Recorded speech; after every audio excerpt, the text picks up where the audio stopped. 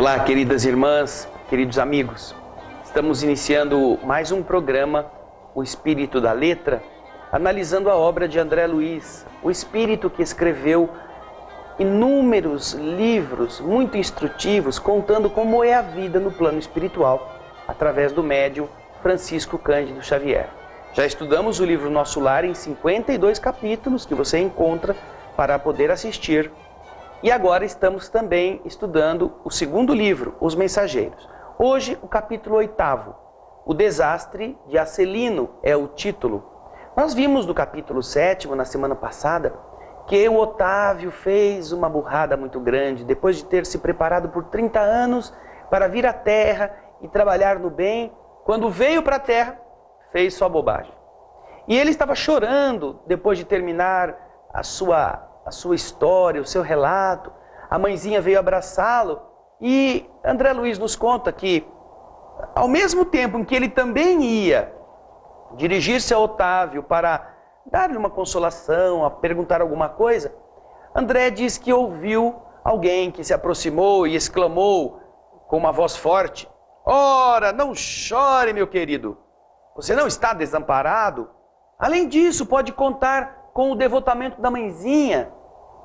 Eu vivo em piores condições do que a sua, mas não me faltam esperanças.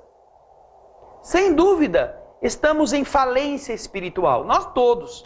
No entanto, é importante que nós aguardemos com confiança, porque o tesouro divino sempre nos dá um novo empréstimo de oportunidades. Deus não está pobre, Otávio." Então, diz o André, voltei-me surpreendido e não reconheci aquele que estava falando.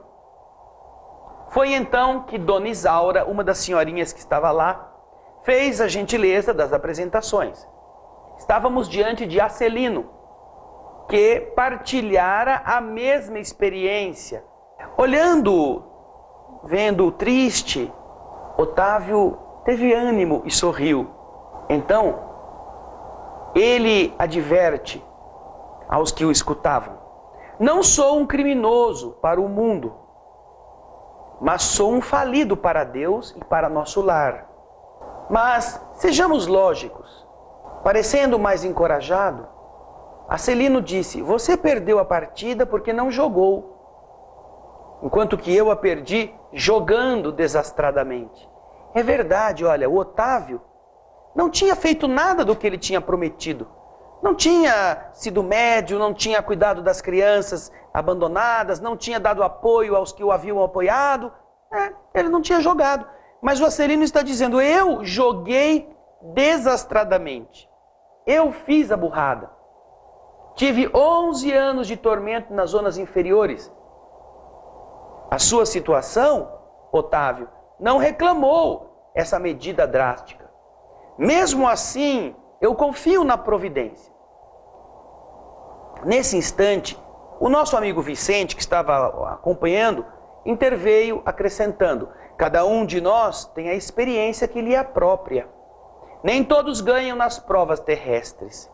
E voltando-se de modo especial para mim, acrescentou: "Quantos de nós, os médicos, perdemos lamentavelmente na luta?"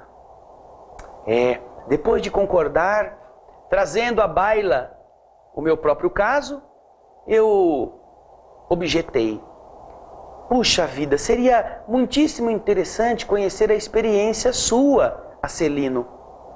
Teria sofrido o mesmo acidente de Otávio? Creio que seria de grande aproveitamento penetrar essas lições. No mundo eu não compreendia bem o que fossem tarefas espirituais, mas aqui a nossa visão se modifica. É necessário cogitar do nosso futuro eterno." Então Acelino sorriu e respondeu: "Ora, minha história é muito diferente. A queda que experimentei apresenta características diferentes e, a meu ver, muito mais graves." E então, nos atendendo à expectativa, ele começou a narrar: "Também parti de nosso lar no século passado, após receber valioso patrimônio instrutivo dos nossos assessores. Seguia enriquecido de bênçãos. uma de nossas beneméritas ministras da comunicação presidiu em pessoa as medidas referentes à minha nova tarefa. Não faltaram providências para que me felicitassem a saúde do corpo e o equilíbrio da mente. Após formular grandes promessas aos nossos maiores, parti para uma das grandes cidades brasileiras em serviço de nossa colônia, nosso lar. O casamento estava em meu roteiro de realizações. Ruth, minha devotada companheira, iria se incumbir de colaborar comigo para melhor desempenho das tarefas. Ao cumprir a primeira parte do programa, aos 20 anos de idade, fui chamado à tarefa mediúnica, recebendo enorme amparo dos benfeitores invisíveis. Eu me recordo ainda a sincera satisfação dos companheiros do grupo doutrinário, a vidência, enxergar espírito, ouvir espírito, escrever o que os espíritos ditavam. Estas faculdades que o Senhor me concedera, por misericórdia, constituíam decisivos fatores de êxito em nossas atividades. A alegria de todos era insuperável. Entretanto, apesar das lições maravilhosas de amor evangélico, inclinei-me a transformar minhas faculdades em fonte de renda material. Isso aqui, coisas tão preciosas, tão ricas, tão lindas a serviço do bem, que o carinha preferiu pensar no bolso. Começou a usar da mediunidade para obter ganhos. Está contando isto. E olha, como é triste quando nós investimos o que é precioso para conquistar o que é pútrido. Investimos o que é rico para trocar pelo que não vale nada. E é isto que o Acelino está contando que ele fez. Quando tudo estava encaminhado para ele chegar ao trabalho, num grupo espírita que o apoiava, ele resolveu achar que aquilo era uma fonte de receitas materiais. E no próximo bloco nós vamos continuar escutando a história do Acelino, que é a história de muita gente que também vê na mediunidade uma oportunidade de negócio. Fique conosco, daqui a pouco voltamos.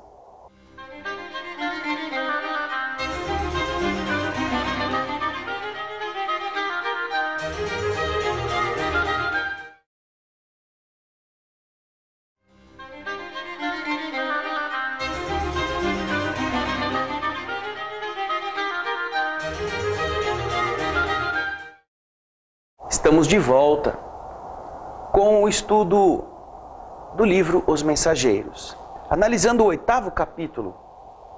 Vimos no 7º a queda de Otávio e agora no 8º o desastre de Acelino, que nos está contando o que aconteceu com ele, que preparou-se, que veio à Terra com todos os apoios espirituais, cumpriu a primeira etapa, começou a trabalhar na casa espírita. Ele enxergava os espíritos, ouvia os espíritos, escrevia o que os espíritos ditavam. As pessoas estavam felizes porque é tão difícil você numa casa espírita contar com médiuns com esta possibilidade. Mas olha o que o Acelino nos está contando no texto que vamos voltar a interpretar. Entretanto, apesar das lições maravilhosas de amor evangélico, inclinei-me a transformar minhas faculdades em fonte de renda material. Não me dispus a esperar pelos abundantes recursos que o Senhor me enviaria mais tarde, após meus testemunhos no trabalho, e provoquei eu mesmo a solução dos problemas lucrativos. Ora, meu serviço não era igual ao dos outros? Não recebiam os sacerdotes católicos romanos a remuneração dos trabalhos espirituais e religiosos? Se todos pagávamos por serviços ao corpo, que razões haveria para fugir ao pagamento por serviços à alma? Amigos que não sabiam do caráter sagrado da fé me aprovavam as conclusões egoísticas. Admitíamos que, no fundo, o trabalho essencial era dos desencarnados, mas também havia minha colaboração pessoal, como intermediário, pelo que deveria ser justa a retribuição. Em vão, os amigos espirituais se movimentaram aconselhando-me o caminho certo. Em vão, companheiros encarnados chamavam-me ao esclarecimento oportuno. Agarrei-me ao interesse inferior e fixei meu ponto de vista. Ficaria definitivamente por conta dos consulentes. Arbitrei o preço das consultas, com bonificações especiais aos pobres e desvalidos da sorte, e meu consultório encheu-se de gente. Interesse enorme foi despertado entre aqueles que desejavam melhoras físicas e solução de negócios materiais. Grande número de famílias abastadas tomou a mim como consultor habitual para todos os problemas da sua vida. Pagavam, né? Tinham dinheiro. Então, me consultavam e eu ia para lá resolver os problemas deles com conselhos ditos espirituais. As lições de espiritualidade superior, a confraternização amiga, o serviço redentor do Evangelho e as preleções dos emissários divinos ficaram à distância. Não mais a escola da virtude, do amor fraterno, da edificação superior, e sim a concorrência comercial, as ligações humanas, legais ou criminosas, os caprichos apaixonados, os casos de polícia e todo um cortejo de misérias da humanidade em suas experiências menos dignas. Transformara-se completamente a paisagem espiritual que me rodeava. Por causa de me cercar de pessoas criminosas, por questões de ganho sistemático, as baixas correntes mentais dos clientes inquietos encarceraram-me como em uma cadeia psíquica. Cheguei ao crime de zombar do Evangelho de Nosso Senhor Jesus, esquecido de que os negócios delituosos dos homens de consciência viciada contam também com entidades perniciosas que se interessam por eles nos planos invisíveis. Os encarnados inferiores, que querem fazer negociatas, também contam com espíritos inferiores que os protegem, que os adulam, que os estimulam, que os empurram para que essas negociatas aconteçam. Como se fossem protetores, não é? Ele está dizendo isso aqui. Continuemos. E então, transformei a mediunidade em fonte de palpites materiais e baixos avisos. E então, nesse momento, os olhos de Acelino cobriram-se de uma súbita vermelhidão, estampando-lhe, no fundo, o horror nas próprias pupilas, como se ele estivesse revivendo atrozes dilacerações. Mas a morte chegou, meus amigos, e me arrancou a fantasia. Agora dizia Acelino mais gravemente: desde o instante da grande transição, a ronda escura dos consulentes criminosos que me haviam antecedido no túmulo rodeou-me, reclamando palpites e orientações de natureza inferior. Queriam notícias de cúmplices encarnados, de resultados comerciais, de soluções atinentes a ligações clandestinas. Gritei, chorei, implorei. Agora, como espírito, vejam só, agora ele estava do lado de lá e todos os que já tinham morrido antes dele, que haviam se acostumado a consultas que faziam, agora o perturbavam com questões, com pedidos. Gritei, chorei, implorei, mas estava algemado a eles por sinistros elos mentais, em virtude da imprevidência na defesa do meu próprio patrimônio espiritual. Durante 11 anos consecutivos, expiei a falta entre eles, entre o remorso e a amargura. Acelino calou-se, parecendo mais comovido em vista das lágrimas abundantes. Fundamente sensibilizado, Vicente considerou: que é isso? Não se atormente assim.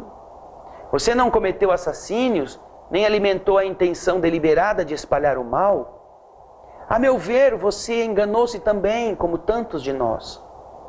Acelino, porém, enxugou o pranto e respondeu: não fui homicida, nem ladrão vulgar.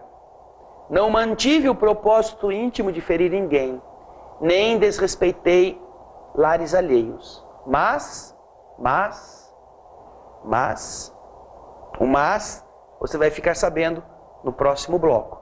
Vamos ver como a consciência pesa quando nós não conseguimos nos enganar mais. Daqui a pouquinho estaremos de volta. Fique conosco.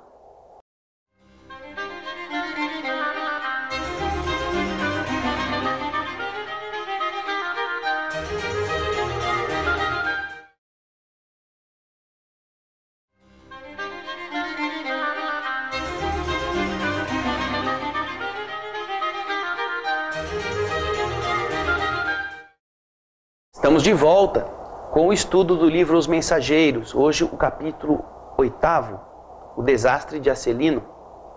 Quando vimos que Acelino revela a extensão de suas culpas ao fraudar todo o projeto reencarnatório da mediunidade, convertendo as sagradas expressões desse patrimônio celeste em intenções mercantilistas, em desejos de ganhos, e todo o processo de envolvimento com entidades que de verdade também gostavam das mesmas coisas. E ao final de seu relato, muito abatido, enxugando as lágrimas, ele responde, terminando o seu relato: não fui homicida, nem ladrão vulgar. Não mantive o desejo íntimo de ferir ninguém, nem desrespeitei os lares alheios. Mas, indo aos círculos carnais, voltando à terra para servir as criaturas de Deus, nossos irmãos, auxiliando-os no crescimento espiritual com Jesus, apenas fiz viciados da crença religiosa e delinquentes ocultos, mutilados da fé e aleijados do pensamento. Não tenho desculpas, porque estava esclarecido. Não tenho perdão, porque não me faltou a assistência divina. E depois de longa pausa, concluiu gravemente: podem avaliar a extensão das minhas culpas? Perguntou ele. Pergunta dolorosa para quem tem a noção do erro. E se Otávio, no capítulo anterior, por medo, por preguiça, por falta de maturidade, fugiu, Acelino encarou a mediunidade como instrumento, mas não usou esta faculdade como instrumento da bondade.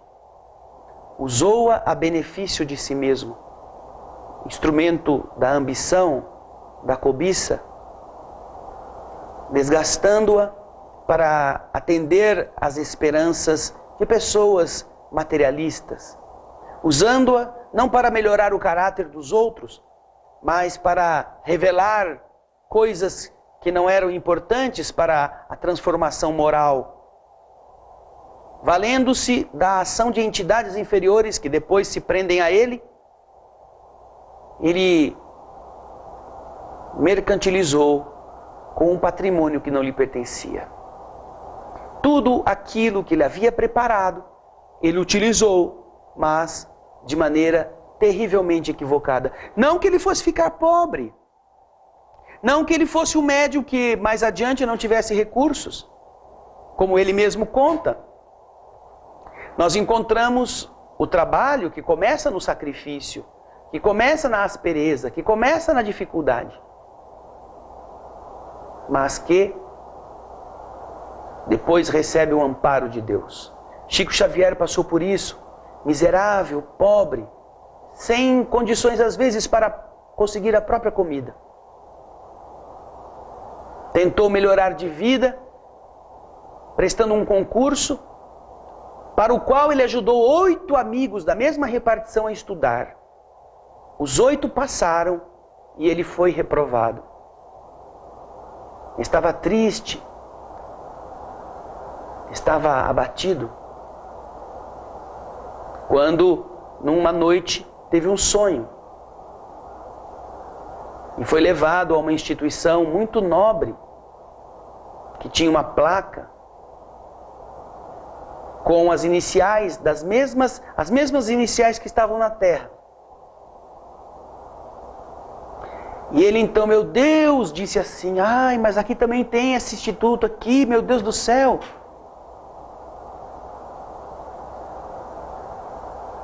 Só que quando ele disse isso, porque na terra aquele instituto era para as aposentadorias, para o pecúlio dos trabalhadores, dos servidores públicos, ele ficou sabendo que a sigla significava Instituto de Auxílio aos Servidores do Pai. E então os amigos disseram a ele, os que o sustentavam na luta: tenha certeza, meu filho, que continuando na tarefa como você tem se dedicado, daqui para frente nunca vão lhe faltar os recursos para a sua subsistência. Você nunca ficará ao desamparo. Certamente não ficará rico, mas você não precisará temer a miséria e a fome. O exemplo que Chico nos dá corresponde ao valor moral que se espera daqueles que, entendendo a tarefa mediúnica, se permitem viver no caminho de exemplificar as virtudes divinas, como alguém que detém um patrimônio que não é dele, algo que vem do alto, que lhe foi emprestado, como um carro que você tem que depois devolver, mostrando o que você fez quando o utilizou. Quantas pessoas você beneficiou, quantos aflitos você levou ao hospital, quantas pessoas você deu carona para levar ao serviço e não perderem hora, quantos velhinhos você fez a gentileza de transportar, de carregar as suas compras para que eles não tivessem que se desgastar demais. Por isso é que a mediunidade é a realização de Deus a serviço dos outros. E Acelino, contando a sua fraqueza, que é a nossa fragilidade, no mundo de conquistas, no mundo de cobiças, no mundo de tentações, quantos não pensam isto? Quantos não se acham no direito? Ah, mas eu estou doando o meu trabalho, o meu serviço, eu tenho o direito de ganhar alguma coisa. Não. Seu direito de viver e de ser útil estará recebendo muito se for honesto, se for honrado, se tiver fé em Deus. O desastre de Acelino nos ajudará muito a pensar na responsabilidade do bem que nós temos que enfrentar nas escolhas que fazemos. Você que trabalha com o idealismo, não se venda, não desnature esse processo, porque ele é valiosíssimo. Você vai se sentir muito orgulhoso de você mesmo quando do lado de lá da vida perceber que fez a escolha certa, porque a culpa vai acompanhar aquele que falhou por longos e longos e longos séculos. Daí, queridas irmãs, queridos irmãos, como é precioso este livro, Os Mensageiros, e como é preciosa a sua vida. Obrigado por estar conosco. Aceita o nosso carinho, o nosso abraço. Esperamos você no próximo, O Espírito da Letra. Escreva-nos, dê a sua opinião, ajude-nos a fazer o melhor que podemos. Um grande abraço e muita paz.